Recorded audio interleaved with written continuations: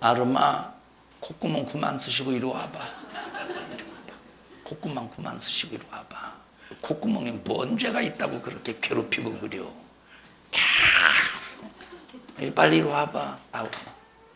싫어? 그럼 관둬. 저 배달 좀 하고 와라.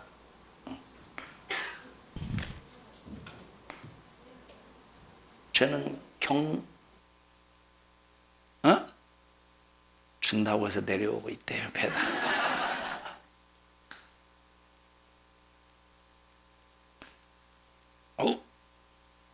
아름이가 갑자기 커져서 온 줄 알았네. 이건 쟤는 견과류 아이 저긴 없지? 견과류 들어있는 거 이거는? 안 들어있는 거야? 지난 제 준 거 아니고? 다른 거였어?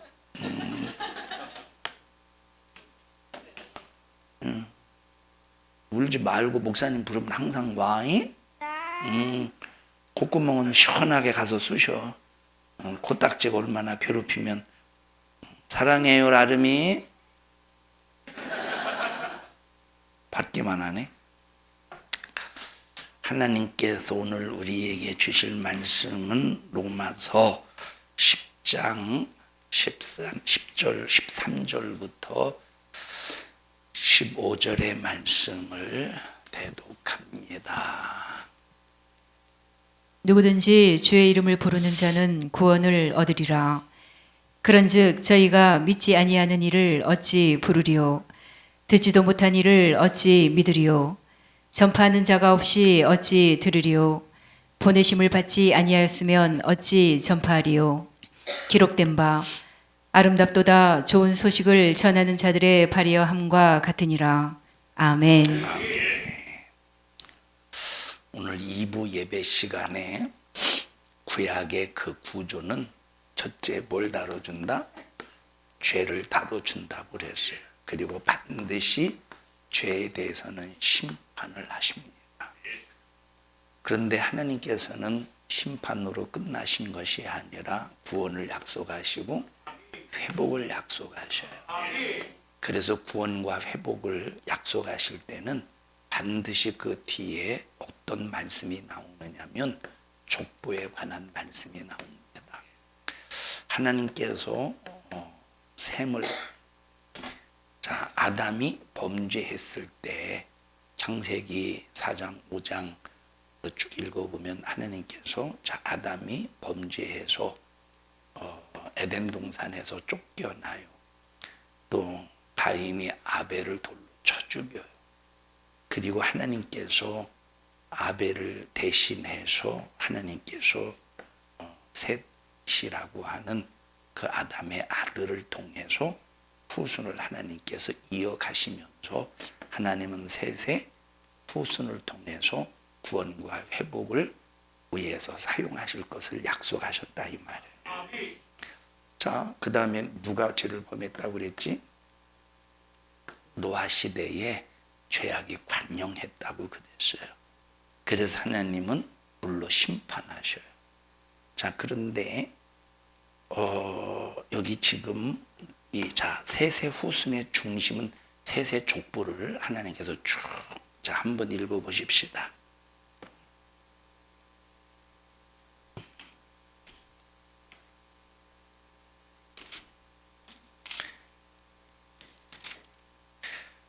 오 장 첫 번째만 우리 한번 읽어보세요.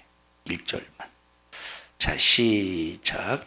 아담 자손의 계보가 이러하니라. 자, 뭐가 나와요? 족보가 나와. 지금 창세기 3장, 창세기 4장의 말씀은 아담이 죄를 범하고 가인이 아벨을 돌로 쳐 죽인 사건이 나오죠. 그래서 하나님께서 심판으로 아담을 어떻게 해서 에덴 동산에서 쫓아내버려요. 가인은 어떻게 했어요? 그 죄값으로. 가인은 죄값으로 어떻게 했어요? 밭을 갈아도 가시와 엉겅퀴를 낸다고 그랬어요. 죄에 대한 심판이라 이 말. 그리고 5장에 보니까 뭐가 나와? 족보가 나와. 지금 5장 맞잖아, 족보가. 근데 왜 아무 소리도 아니야? 5장에 뭐가 나와? 족보가 나와. 하나님께서 이 족보를 통해서 뭘 이루시겠다는 겁니까? 구원과 회복을 이루시겠다는 거예요. 자, 세세 족보이지만 이 세세 족보예요. 하나님은 세세 후손을 쓰셔서 구원과 회복을 이루실 거야. 그러면서 이 세세 족보에서 중심축은 누굴까요? 누구로 끝나? 마지막 절 보십시다. 32절, 5장 32절 시작. 노아가 500세 된 후에 셈과 함과 야벳을 낳았더라. 자, 세세 족보의 중심축은 누구로 흘러가요? 누구를 목표로 해서 흘러가는 거예요? 노아를 목표로 해서 이 족보가 흘러간다 이 말이에요.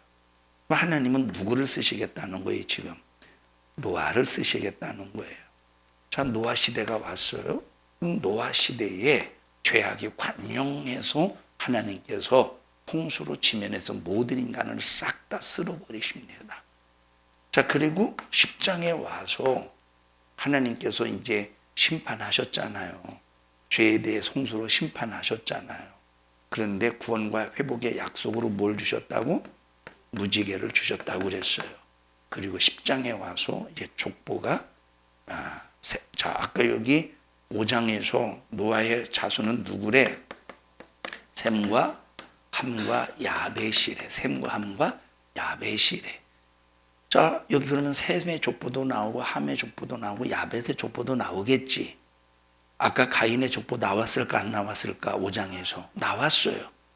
셋의 족보 나왔어요 안 나왔어요? 나왔어요. 그렇게 두 족보가 나왔지만 하나님께서는 가인의 족보를 버려버리고 하나님께서 쓰시는 족보는 누구예요? 셋의 족보. 왜 셋의 족보를 통해서 셋의 족보에 들어있는 누구를 쓰시느냐 하면 하나님은 노아를 쓰시는 거예요. 여기 지금 셈과 함과 야벳이 나와요. 그러면 역시 10장에 와서 보면 홍수로 심판하셨지만 뭘 약속하셔? 구원과 회복을 약속하신다고 그랬어요. 근데 구원과 이게 일부 예배 때 설교했나? 일부 예배 때 설교했네요. 자, 구원과 회복을 약속하셨다고 그랬어요. 이 노아 홍수. 그런데 셈의 족보도 나오고 함의 족보도 나오고 야벳의 족보도 나오지만 하나님은 함의 족보 그 후손을 버려버리시고 야벳의 족보를 버려버리시고 하나님은 누구를 쓰시는 거야? 셈의 족보를 쓰신다 이 말. 뭘 위하여? 구원과 회복을 위하여. 자, 그러면 이 셈의 족보의 중심축은 누굴까? 셈의 족보의 중심축은 누굴까? 아브라함보다 조금 덜 써보셔요. 누굴까? 아르박삭이 중심축이야. 한번 읽어보십시다. 창세기 10장으로 다시 가보자. 창세기 10장으로 가보십시다. 자, 1절 한번 볼까요? 자, 시작. 노아의 아들 셈과 함과 야벳의 후예는 이러하니라. 자, 셈과 함과 야벳의 후예가 쭉 나오죠. 그래서 6절에 보면, 자, 2절에 보면 야벳의 후손이 나오고 6절에 보면 함의 후손이 나와. 21절에 보면 셈의 후손이 나와요. 자, 그럼 쭉 그 셈의 후손을 볼 때, 자, 셈의 후손을 볼 때, 자, 한번 읽어보십시다. 셈의 후손을 볼 때 쭉 읽어보세요. 자, 시작. 셈은 에벨 온 자손의 조상이요 야벳의 형이라. 그에게도 자녀가 출생하였으니. 자, 쭉 가가지고, 자, 물론 여기 10장에 보면 그 셈의 후손의 족보가 나오지만 여기 이 10장에서는 이 중심축이 누구로 흘러가냐면 아브라함으로 중심축이 흘러갑니다. 자, 그런데 여기 11장에 오면 바벨탑의 사건이 나오죠. 그 바벨탑의 사건 바로 끝나자마자 또 족보가 나와. 한번 읽어보십시다. 11장 10절 보십시다. 11장 10절. 자, 시작.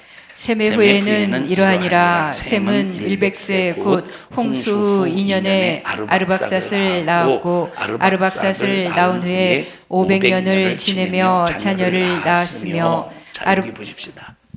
여기 셈의 후예 중에서 아르박삭이 나오는데 이 아르박삭이라는 사람은 누구의 조상이냐면 아브라함의 조상이에요. 여러분 여기 보면 여기 지금 여기 셈의 아들들을 보십시다. 누가 있어? 셈의 아들들이. 자, 10장으로 가보십시다.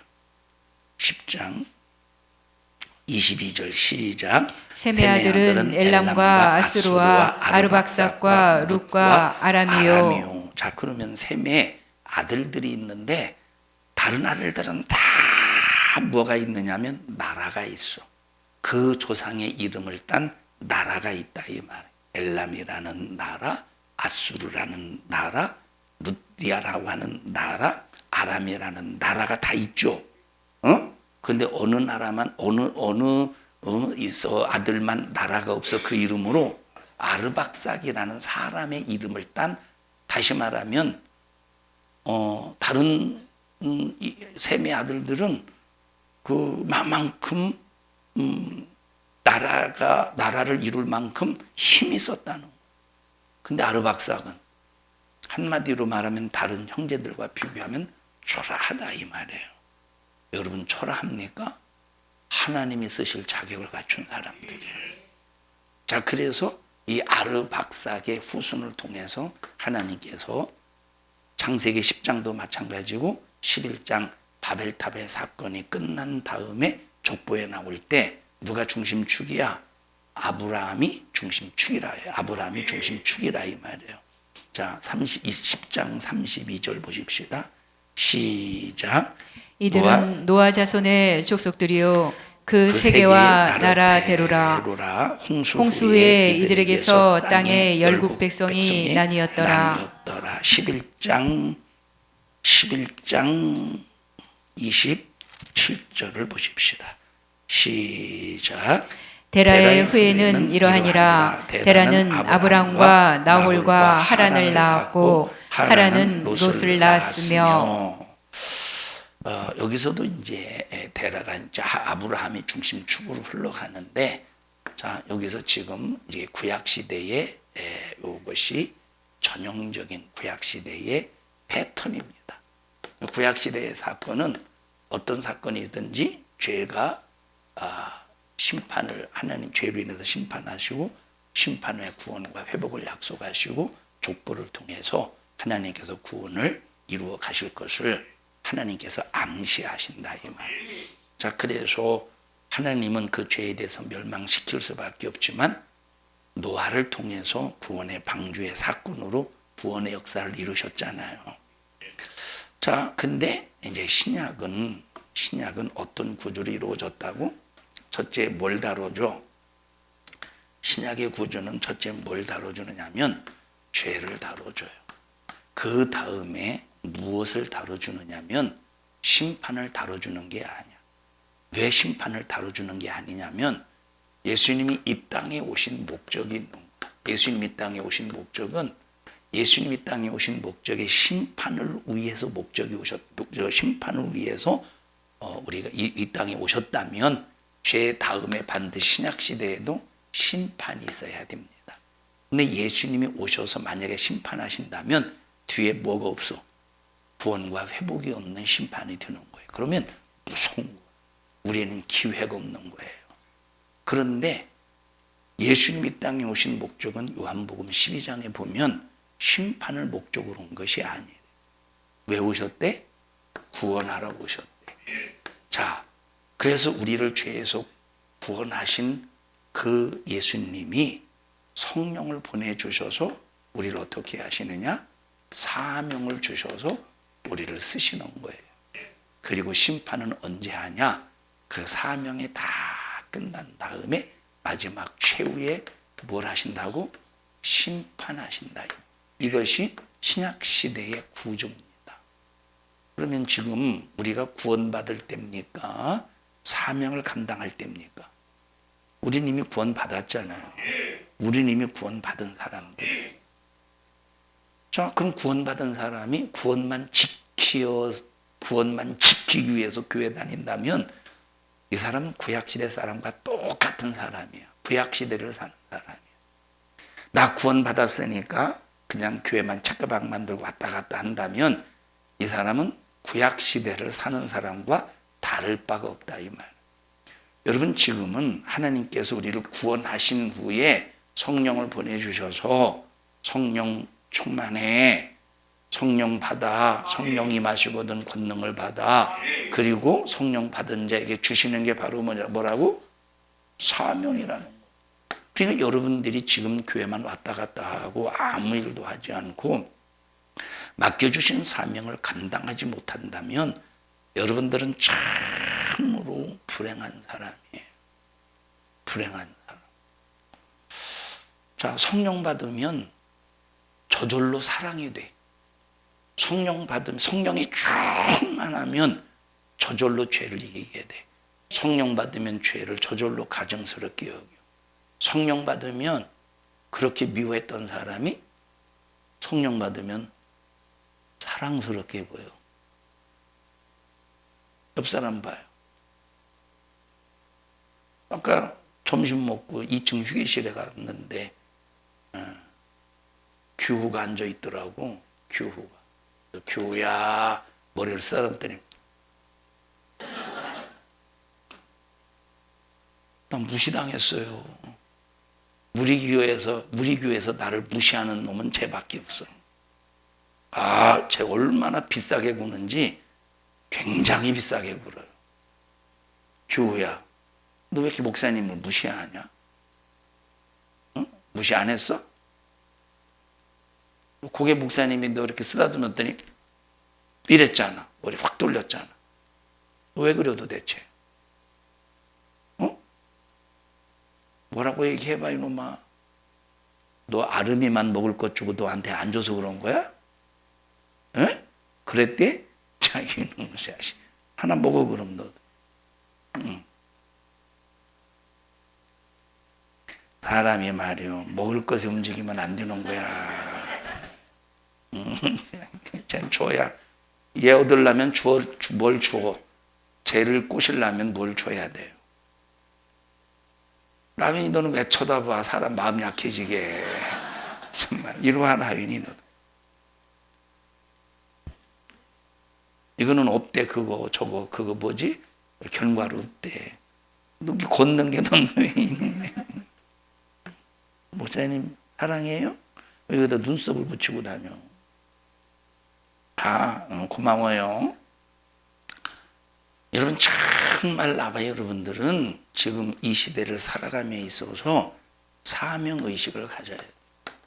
지난번에 얘기했어요. 소명이라고 하는 것은 하나님이 부르셨을 때 소명이라고 한다고 그래요. 사명은 뭐야? 하나님이 보내시는 거야. 소명은 하나님이 부르시어서 쓰시기 위해서 부르시는 거예요. 사명은 쓰시려고 보내는 거야. 그래서 우리는 지금 사명을 감당해야 되는데 최고의 사명이 바로 뭐냐면 영혼을 살리는 거예요. 그 영혼을 살리는 삶을 살지 않으면 그 사람은 구원받았다고 할지라도 가치가 없는 사람이에요. 우리는 정말로 영혼을 살리는 사명을 감당하는 여러분들이 되기를 바랍니다. 여러분 나 하나 구원받은 사람이 되면 안 돼요. 나 하나 구원받았기 때문에 나 하나 천국 가기 위해서 그냥 책가방 만들고 왔다 갔다 하고 자기 중심으로만 살면 미안한 말이지만 한 달란트 받은 자와 같은 그 심판, 사명의 입장에서 얘기하는 거예요. 구원의 입장에서 말하는 게 아니라 너 바깥 어두운 곳에 내어 쫓아서 거기서 슬피 울며 이를 갈미게 하라.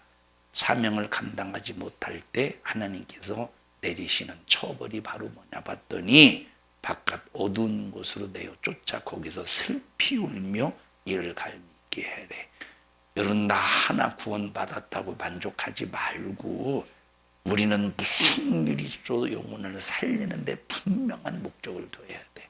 근데 어떤 사람은 나 하나 지키는 건 그만두고서라도 전도는 그만두고서라도 나 하나 지키는 건 그만두고서라도 남을 실족시키는 사람이 있다면 보통 문제가 아니지. 여러분 실족시키지 않으려면 나를 희생하지 않고는 안 되는 거예요. 나를 희생하지 않고는 실족시키는 여러분 실족을 안 시킨다. 여러분 저 사람이 잘못을 했어도 저 사람이 잘못했어도 내가 희생을 해야 여러분 다른 사람에 대해서 그만큼 그 사람을 살릴 수 있는 기회를 줄 수 있는 겁니다. 그래서 우리는 불신자의 영혼을 위해서 책임을 진 사람이라는 것을 절대 잊어서는 안 돼요. 자, 충성해야 돼. 하나님 앞에 충성해야 돼. 영혼을 살려야 돼. 예수 안 믿는 사람 불신자 전도해야 돼. 그래 놓고 믿는 사람을 실족시켜서 지옥 자식 만든다면 어떻게 되겠어? 저 사람 구원해야 돼. 이리 와봐, 재현아. 우리 한번 재연을 해보자. 자, 이제 우리 이제 전도를 같이 다녀요. 이 사람 전도해야 된다. 전도해야 된다고. 전도 빨리. 빨리 와. 뭐 하는 거야? 빨리 오라니까. 늦었잖아. 저 사람 가기 전에 빨리. 진짜 빨리. 미안해, 너무 세게 때려, 그지? 빨리. 세게 때렸다고? 빨리. 그렇게 해서 막 너무 막 다그치고 이 사람 살려야 되는, 물론 그 정신 좋지. 근데 막 이 사람 막 다그쳐가지고 막 아니 왜 이래요 사람이 왜 나한테 왜 이래요 참. 그래서 만약에 이 사람을 실족시켰다면 들어가 살린다는 명목을 가지고 영혼을 상처 주고 영혼에게 낙심을 시키면, 그래서 막 마음을 불편하게 만들면 그건 열매요 아니면 탁슈를 만드는 거야. 탁슈는 기한전에 떨어진 열매예요. 탁슈를 만드는 거예요, 열매요. 탁슈 만드는 거지. 그래서 얼마만큼 내 신앙의 인격이 바로 서야 되는가에 대해서 우리는 정말로 중요한 거예요. 그래서 우리는 신앙의 인격이 너무 중요한 거예요. 신앙의 인격. 여러분, 하나님의 말씀이 뭐냐면 하나님의 말씀은 신앙의 인격자로 만들어가는 거예요. 그래서 성령이 임해야 하나님의 말씀을 듣고 이 신앙의 인격자로 만들어지는 거예요. 인격자. 여러분, 인격자가 남 상처 주겠어? 인격자가 남 무시하겠어요? 인격자가 자기 중심으로 살겠어요? 신앙의 인격자가 자기 중심으로 살겠어요? 아니에요. 신앙의 인격자는 철저히 예수 중심이에요. 우리 성도들은 영혼을 살리기도 해야 되고, 살아있는 그 영혼을 여러분 때문에 실족하지 않도록 사랑으로 품고 책임질 수 있는 철든 믿음의 성도들이 되기를 바랍니다. 겨자씨 하나가 그냥 씨로만 있을 때는 별 가치가 없어요. 땅에 떨어져서 싹이 나고 성장하면 많은 새들이 깃든, 많은 새들의 쉬는 공간, 안식처가 된대. 우리는 그냥 겨자씨로만 있는 것이 아니라 나무가 되어서 수많은 영혼이 깃들 수 있을 만큼 품을 수 있는 믿음의 사람이 되어야 돼. 이런 사람이 사명을 감당하는 거예요. 여러분, 우리가 예수 믿는 순간, 그리고 성령 받는 순간 누구에게나 다 주어지는 게 뭐냐면 사명이에요. 성령 받는 순간 누구에게나 주어지는 것이 사명. 어떤 사람은 성령 말은 이제 성령 사역이라고 해서 성령 사역이라고, 이제 성령 사역, 그래서 막 마치 이제 은사 사역, 성령 사역, 은사 사역, 그래서 막 뭔가 막 이런 그 현상들을 나타내는 그런 사역들이 있잖아요. 현상들을 나타내는 막 사역, 바람 부르고 우리 부산 신목 총무 목사님 그러잖아요. 어디 저쪽 위쪽에 갔더니, 위쪽이라고 하는 북한을 말하는 건 아니요. 저 위쪽 지방에 갔더니 막 바람을 훅 불더라고. 그래서 넘어지는 사람인데 자기는 안 넘어지면 좀 이렇게 눈치를 봐서 어쩔 수 없이 넘어졌다고.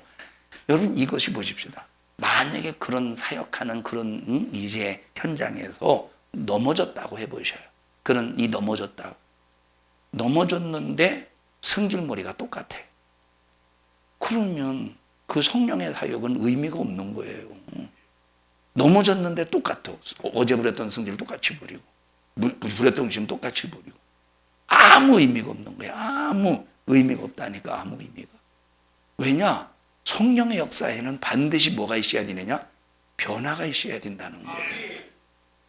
근데 어떤 현상만을 추구하는 거야. 현상만을 추구하는 거야. 이렇게 이제 안수를 하죠. 이제 보통 안수를 합니다. 붕에 가서 이렇게 안수를 하면, 막 안수를 하면 어떤 사람 여러 가지 이제 반응이 있어요. 어떤 사람 안수하는 순간에 막 자기 자신 열심히, 막 자기 자신도 열심히 기도해요. 안수하는 자의 소리를 그냥 막 기도해. 쫙 스케르베 막 방언으로 막 자기도 열심히 기도해요. 또 어떤 사람은 안수하려고 딱 머리를 얹는 순간 막 기도하다가 딱 멈춰.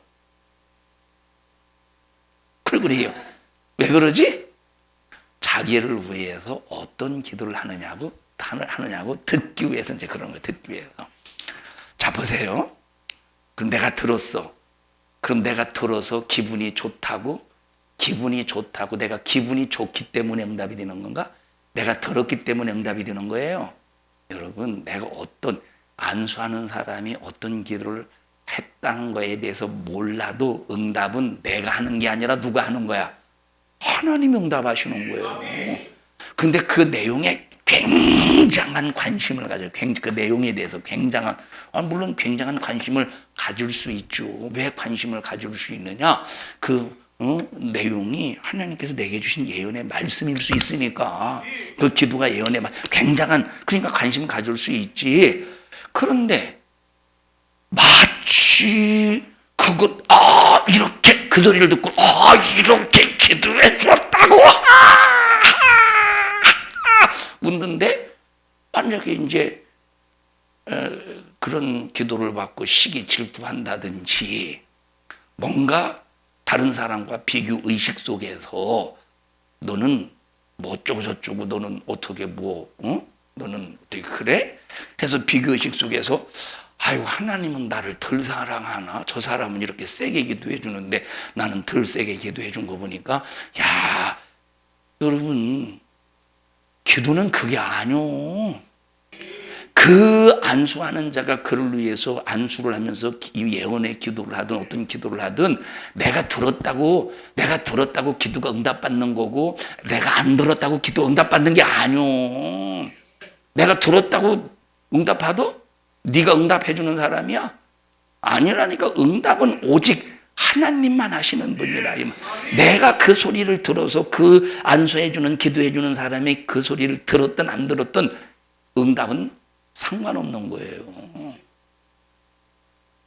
그러니까 우리 인간의 모습이 바로 뭐냐면 그 내용에 대해서 우리가 관심을 가질 수 있다니까. 궁금하지. 관심을 가질 수 있다니, 관심을. 그런데 그 내용에만 관심을 가져서 이번에 기도할 때 이렇게 축복으로 기도해 주셨다고 그것만 붙잡고 있네?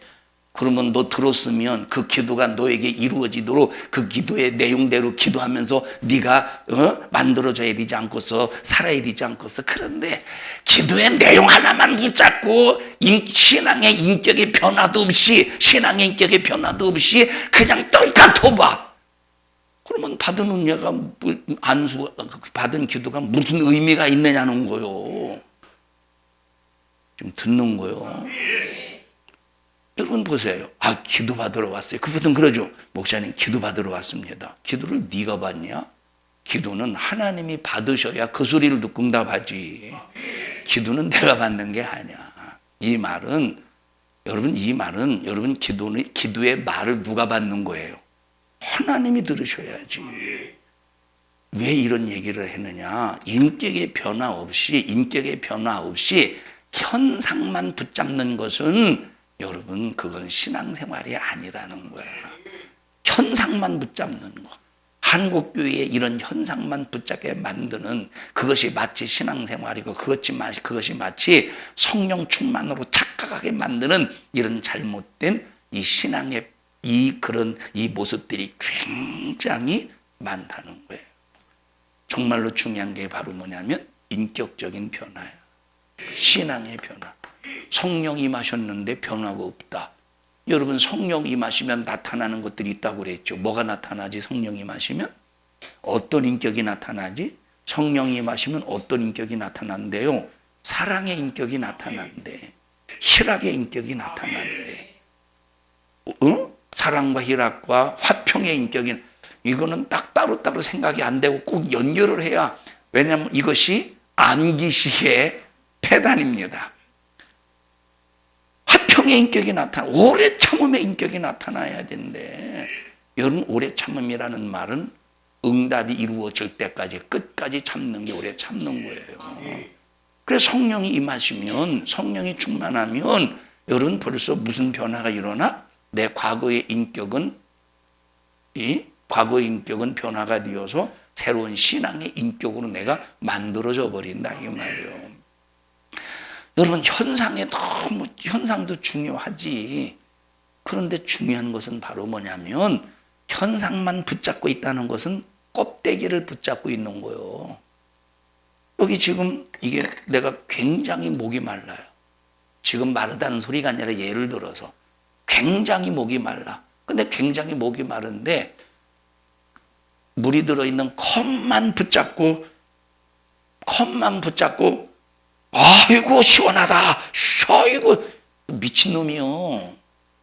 현상만 붙잡는 게 아니라 실질적인 컵 속에 있는 내용물을 취해야 되는 거예요.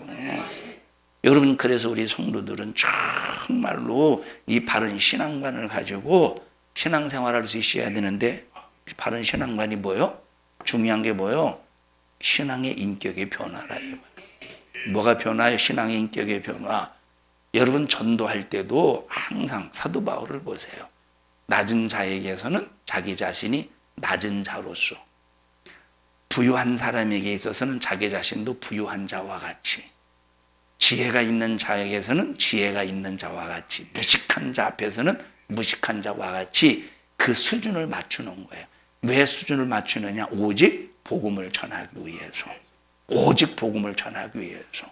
그런데 내가 A라는 사람에게 복음을 전하는데 이 사람의 수준이 그냥 세상적인 가치의 수준, 세상적인 가치의 수준 속에서 볼 때 이 사람의 수준이 덜 떨어졌어.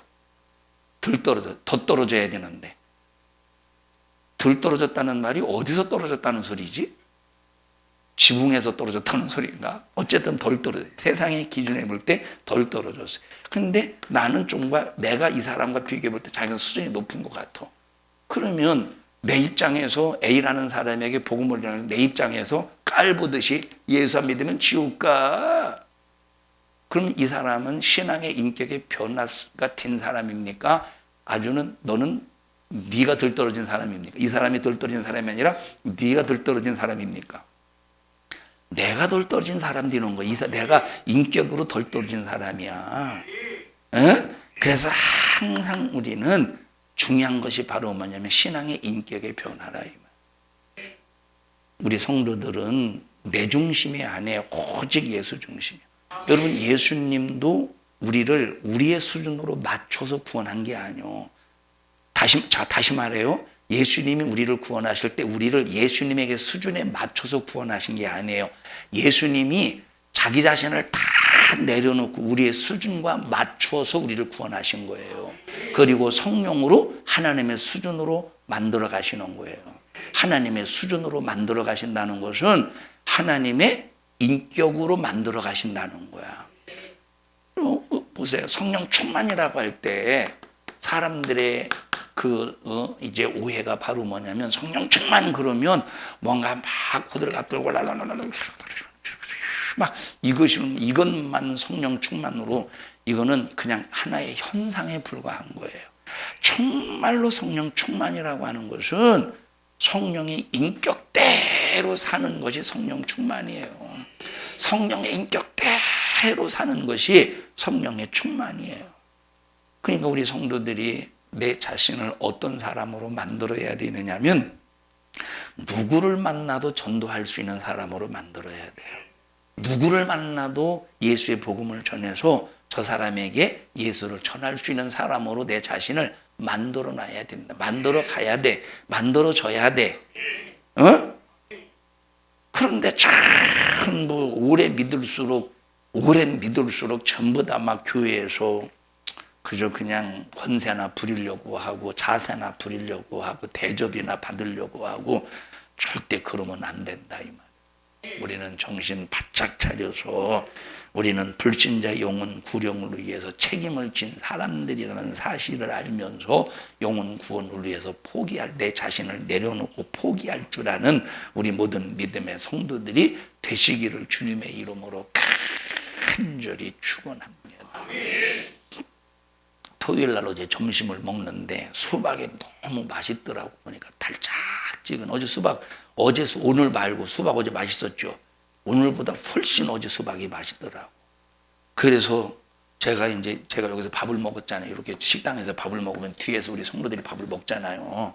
그래서 뒤를 돌아서 수박이 그랬더니 그냥 나는 그냥 수박이라고만 말했어. 다른 말 한 게 아니오. 수박이 나는 뭐라고 말하려고 했느냐면 수박을 어디서 샀기에 이렇게 맛있느냐고 나는 그걸 말하려고 했더니 수박이 그랬더니 아이고 목사님 산 거예요. 아니 누가 뭐라 그랬어? 누가 뭐라 그랬느냐 이 말이야. 왜 이 얘기한지 알겠지? 왜냐? 제가 금요일 날 광고했잖아요. 금요일 날 광고. 주일 날 먹으려면 수박이 몇 통이 있어야 되느냐고. 그랬더니 뭐 대여섯 통 있어야 된다고 그래서 그럼 저는 뭐 다섯 통인 줄 알고 그러면은 안 되겠다 싶어서 만약에 좀 여유 있으면 토요일 날 먹으라고 하려고 했었는데 아니 안 될 것 같아서 제가 먹지 말라고 광고했잖아요. 특히 누구를 조심하라고? 성경선 권사님을 조심하라고. 자, 그래서 성도들이 다 순종 잘하니까 그거 잘랐다고 생각하고서 제가 여러분 순종 잘하잖아요. 그죠? 더럽게 안 하나 보네. 그래서 이제 누가 그걸 먹었다고 생각하겠습니까? 그런데 수박이 정말 어제 달더라고. 어제 수박 수박 안 달았어요? 수민 어제 수박 달았지? 저기는 먹어보지도 않고 뭘 달았다고 그래요. 진짜 달았어요. 그래서 이거 어디서 샀느냐고 수박 굉장히 달다고 그렇게 말을 하고 했었어. 그래서 수박이 그랬더니 다 들어보지도 않고 산 거예요. 이걸 세상 말로 내가 뭐가 되냐면 내가 새가 됐어 어제. 물에 빠진 새가 됐어요.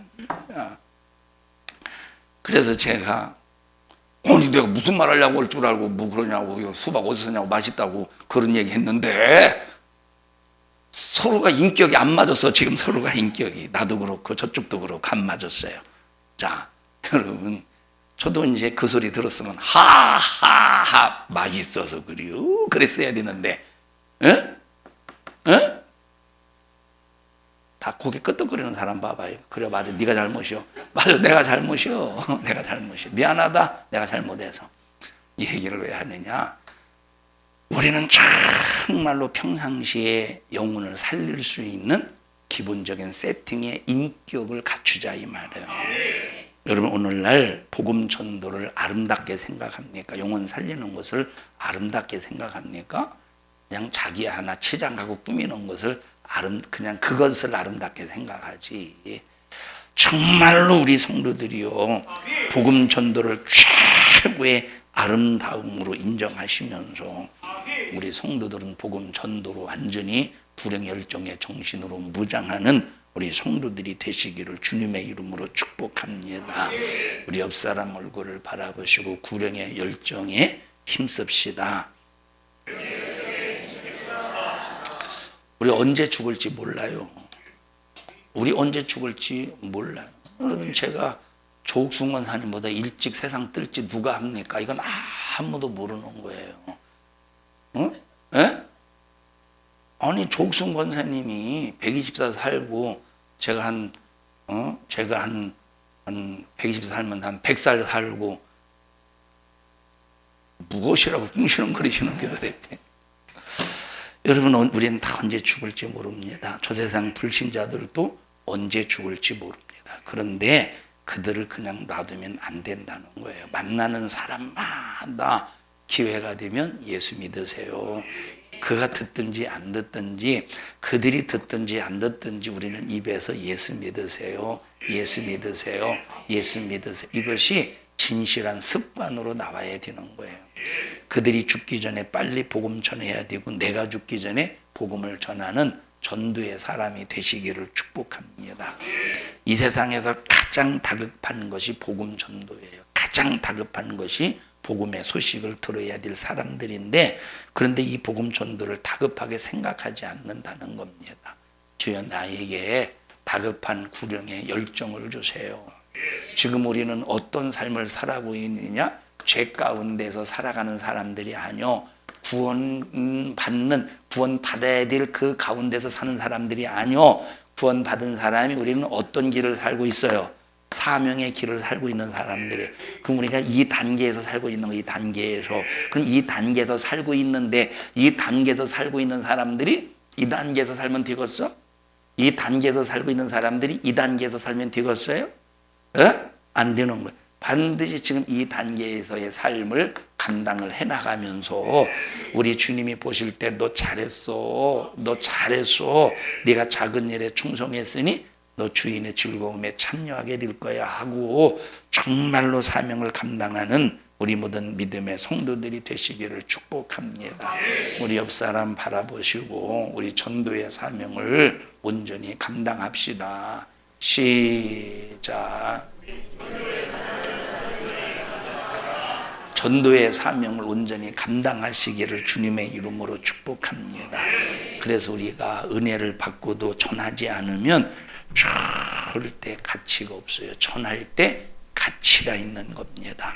예수님은 항상 네 집으로 가라 하셨어. 병든 자를 고치시고 보면 네 집으로 가라고 말씀하셨어요. 내가 예수님을 따르겠습니다. 그때 아니야. 네 집으로 가. 그 이유가 뭐겠습니까? 그 이유는 자, 예수님께서 문둥이도 고쳐주시고 제사장으로 가서 보이라. 야, 너 나았구나. 누가 고쳐주대? 예수님이 고쳐줬어요. 집에 가서 예수님이 고쳐줬다고 하면 그 식구들이 예수님을 믿지 않겠습니까? 그래서 오직 어디에 초점이 있느냐? 예수님이 땅에 오신 모든 초점은 영혼을 살리는데 초점이 있다 이 말이에요. 우리 산성중앙교회 성도 여러분들은 항상 구령의 열정의 정신 속에서 누구를 만나든지 이건 진실한 습관, 거룩한 습관 속에서 예수 믿으세요. 예수 믿으세요. 예수 믿으세요. 막 전도하는 아름다운 입술이 되시기를 주님의 이름으로 축복합니다. 성령이 임하시면 권능을 받고 예루살렘과 유대와 사마리아와 땅끝까지 이르러 누구 증인 되래? 예수 증인 되래. 누구 증인 되래? 예수 증인 되래. 누구 증인 되래? 예수 증인. 이것이 예수님께서 마지막 승천하시기 전에 제자들에게 주신 사명이라 이 말. 그럼 이 사명은 제자들에게만 주신 사명일까요? 오늘날 우리에게도 주신 사명이라 이 말. 우리 성도들은 전부 구령의 열정의 정신 속에서 딱 저 사람을 봤다 전도해야 된다. 예수 복음 전해야 된다. 하늘나라의 기쁜 소식을 전해야 된다라고 하는 이 구령의 열정으로 충만하자 이 말을. 내가 복음을 전해서 A라는 사람이 복음을 듣지 않았어. 그러면 이건 내 책임이 아니야. 이 사람 책임이지. A라는 사람을 만났는데 복음을 전하지 않았어. 그래서 이 사람이 예수 안 믿고 지옥 갔어. 그러면 이 사람은 자기 죄값으로 지옥 가지만 이 사람이 지옥 간 값을, 그 핏값을 누구에게 묻는데? 나에게 묻는데. 얼마나 이것이 무섭고 두려운 일입니까? 그래서 이 세상에서 가장 큰 죄가 뭐냐면, 예수 믿고 구원받은 사람이 가장 큰 죄가 바로 뭐냐면 전도하지 않는 죄가 가장 큰 죄라 이 말. 전도하지 않는 죄가 가장 큰 죄예요. 여러분 실족시키는 죄도 이거는 얼마나 큰 죄냐면 지옥불에 던져버린대. 우리 성도들끼리 한 사람도 실족시키지 말고 서로 사랑하며 예수 안에서 위해주고 기도해주고 축복해주는 우리 성도들이 되시기를 바랍니다. 제자들이 성령을 받고서도 예루살렘에만 모여 있어요. 예수님은 예루살렘도 가고 유다도 가고 사마리아도 가고 땅끝까지 가라고 말씀하셨는데 예루살렘에만 머물고 있는 거예요. 예루살렘에만. 그러니까 예수님께서 그러니까 하나님께서 예루살렘에 어떤 사건이 벌어지게 하셨느냐? 스데반을 돌로 쳐 죽여버려요. 스데반을 돌로 쳐 죽이는 그 순교의 사건을 통해서 그럼 사람들이 두려워서 벌벌벌 떨 거 아니야. 그 두려워서 벌벌벌 떠는 그들이 어디로 흩어지느냐면 사마리아로 흩어져. 유다로 흩어져. 사마리아로 흩어져. 그리고 땅끝까지 흩어져. 여러분 전하지 않으니까 찾아오는 당하지 않아야도 되는 어려움이 찾아오더라 이 말이에요. 전도하지 않으면 당하지 않아도 되는 어려움이 찾아오게 되어 있는 거예요. 사도행전 읽어보십시다. 8장인가 9장인가 읽어보십시다.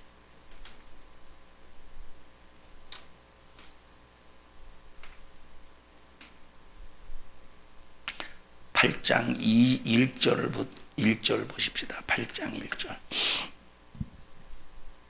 시작. 사울이 그의 죽임당함을 마땅히 여기더라. 누가 죽었어 지금? 스데반이 돌에 맞아 죽었어요. 사울은 예수님을 믿기 전에 스데반의 죽음을 마땅히 여겼습니다. 자, 그런데 시작. 그날에 예루살렘에 있는 교회에 큰 핍박이 나서 사도 외에는 다 유대와 사마리아 모든 땅으로 흩어지니라. 사도행전 1장 8절의 말씀이 이루어지죠.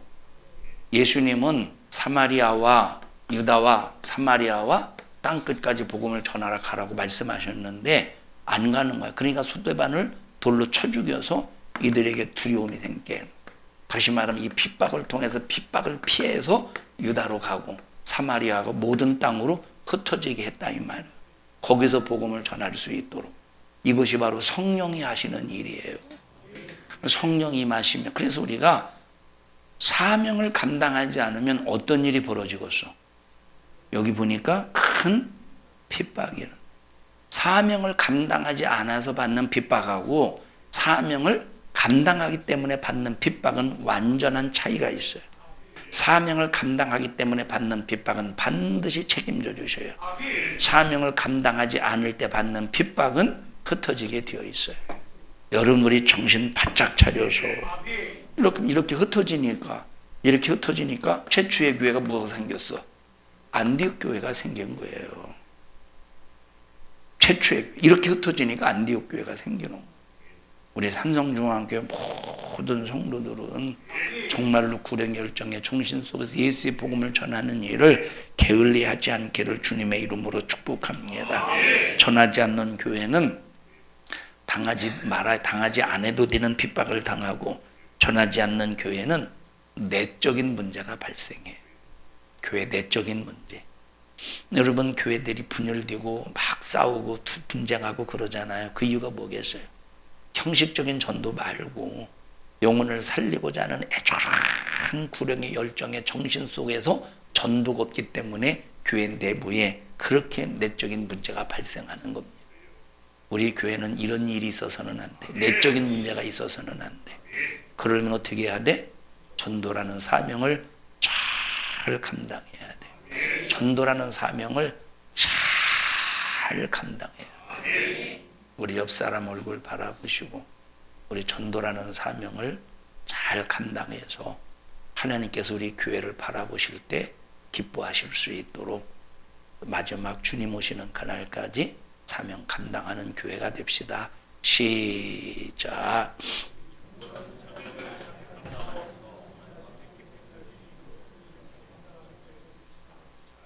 전도는 교회 한 번 데리고 오는 것이 아니라 끝까지 책임져야 돼. 끝까지 책임을 져야 돼. 아니, 안 나온대요. 그런데 끝나버리는 게 아니, 안 나온대요. 안 나온다는 어떻게 하고시오. 그게 아니고 안 나온대요. 그러면 데리고 와요. 그래도 데리고 와야 돼요. 끝까지 책임질 줄 아는 우리 성도들이 되시기를 주님의 이름으로 간절히 축원합니다. 책임을 질 줄 아는, 여러분 자존심 내려놔야 돼요. 신앙생활하면서 절대 쓸데없는 내 자존심을 내려놓기를 바랍니다. 합심해서 기도할 때 하나님 나 구령의 열정 예수의 정신을 주세요. 하나님 말씀에 의지해서 신앙생활 할 수 있도록 도와주세요.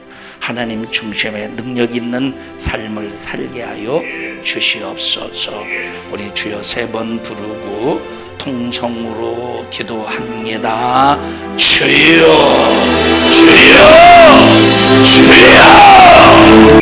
하나님 고맙습니다. 우리에게 하나님의 은혜로 살 수 있도록 성령 충만하게 하시고 성령으로 살 수 있는 기회 주셔서 감사합니다. 성령을 받아놓고 순종하지 않으면 성령을 거스리는 무서운 죄라는 사실을 알면서 성령 받은 자답게 인격이 변화되게 하시고 사명을 감당하는 우리 모든 성도들이 되게 하여 주시옵소서.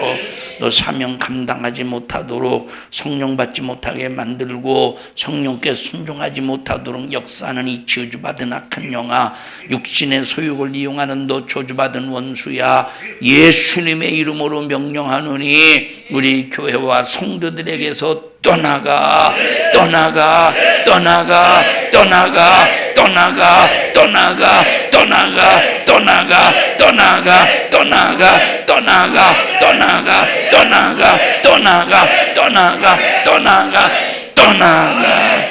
이 종을 써주셔서 감사합니다. 영광 받으시옵소서. 예수님 이름으로 기도하옵나이다. 아멘. 하나님 앞에 박수로 영광 올려드립니다. 주님 감사합니다. 영광